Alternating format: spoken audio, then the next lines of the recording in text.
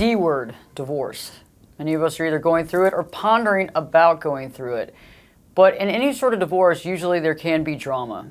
And how do we deal with that drama? How do we process the drama, and how do we get on the other side of that?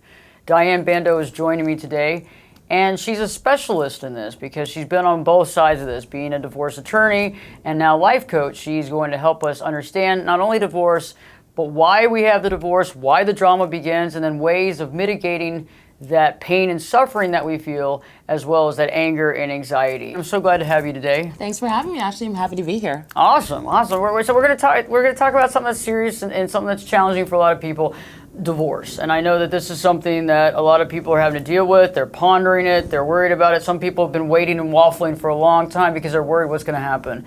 So tell me more about, the concept of divorce, and then why we have all this drama in a divorce. Yeah, absolutely. So, I'm a licensed attorney, and so in my background as a lawyer, I like to start with a definition before getting into anything, just to make sure we're on the same page. So a divorce is a dissolution of a marriage. What does that mean? It means, you got married, two became one, now that one is becoming two again. And why that matters is because there's a whole lot of legal things that are only relevant at the time that you are legally married. So, you got to check the laws in each state, but to be legally married in some states, you can do it by common law, and the requirements are different in each state. Texas is a common law marriage state. Other states, it has to be ceremonial. But either way, there's a point in time at which you are considered married, that two become one, and you're trying to undo that, which you have to go through some legal procedure depending on your state. And your divorce is not final until that legal procedure is final. So for a lot of people, the process of divorcing is not quick and painless, even though it could be. It could be just a matter of paperwork. And so, let's get into the reasons why there's a little bit of drama. So kind of the first big reason that there's a cause for drama is, you get into relationships and like with all the work you do, relationships are hard, like they are work. And, we're sold a lot of things in popular culture, fairy tales about you find the right person, it'll be so easy. And then you get into it and you're like, it's not easy and it kind of sucks and I hate it here. And so one or both of you decide, screw this, let's not be married anymore. And, usually the first step is you separate. And then when you separate, one or both of you is kind of looking down the barrel of a gun at this idea of ending a life that you started together. And when you realize is like, I don't want to do this. I don't want to do this. And I've seen it happen where the person who files changes their mind. And I've seen it happen where vice versa, the person who isn't the one who filed initially was fine with it, but then as they got into it, they were like, actually, no, this is not what I want.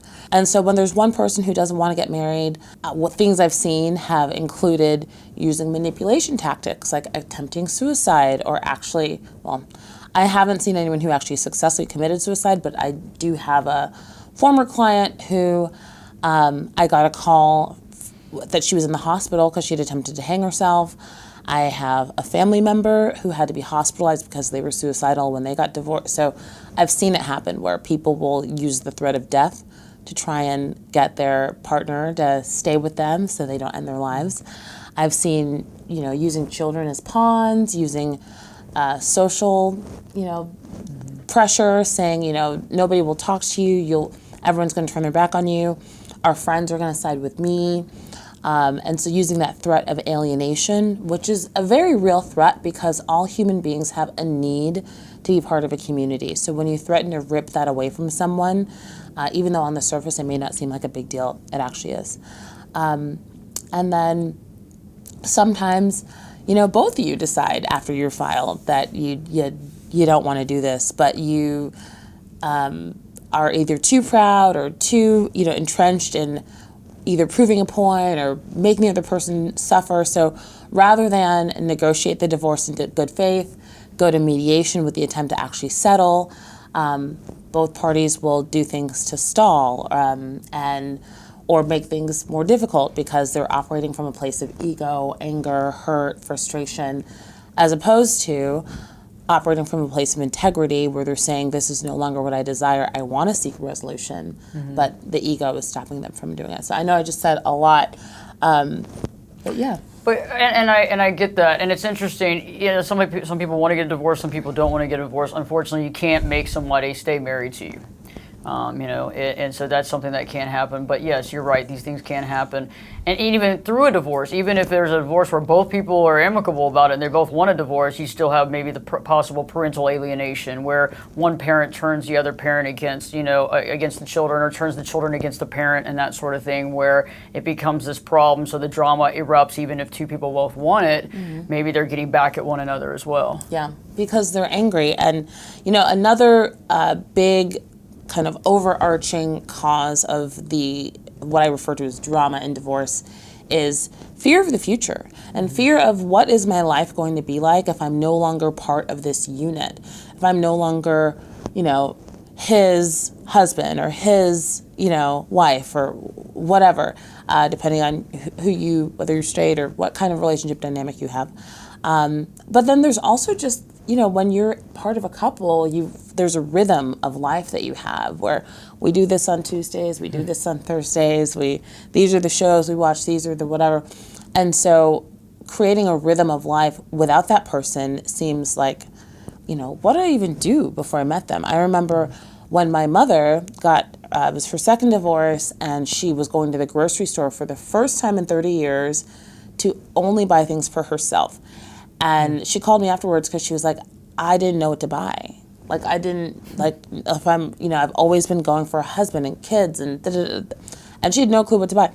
And then she was like, so I just decided to get whatever I wanted, and I got cereal and yogurt and left. Well, it's true. You're right. And a lot of people in marriage, and that's what's so difficult, is the codependence. And I talk about codependence a lot, and being dependent on somebody, but also not having that full identity. And I think that if you don't have that solid identity going into any sort of relationship, it's a problem. If you don't have a solid identity going into a divorce, it's even a bigger problem, because you're questioning your own reality at that point. And so it's really, that's something fundamentally that I talk about, is that we always got to figure out who we are and what we stand for and what our identity is, our values, our boundaries. And I think that a lot of that gets lost in the shuffle. Like you said, if somebody's been married for 25 years, it can be really hard to keep their identity intact where they don't become part of that other person. Yeah, and fear is a very powerful motivator in a negative way, and it can make you do all kinds of things that you regret, make you say things you regret, make you do things you regret.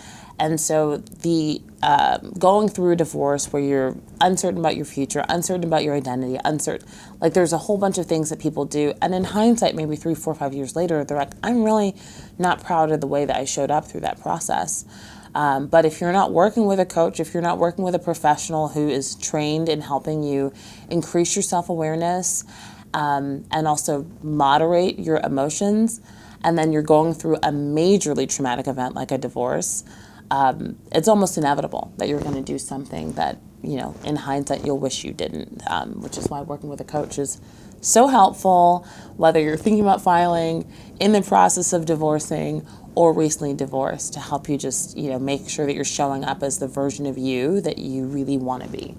That's true. Not having regret and not regretting one's actions in the process, and also losing one's cool is also very important too. And then understanding where the other person's coming from. That's such a big deal when we can also start understanding the psychology behind the other person, and understanding their fear or their anxiety, and understand where some of these actions and attitudes are coming from. It can be very helpful. Diane and I will be back on another video here just coming up about how to divorce without drama, giving some tips and tricks on how to do that and some insight that can help you to really think about it, to be able to keep your cool, to keep your composure, but also to get through this with your health intact. Stay tuned. By the way, don't forget to live your true life.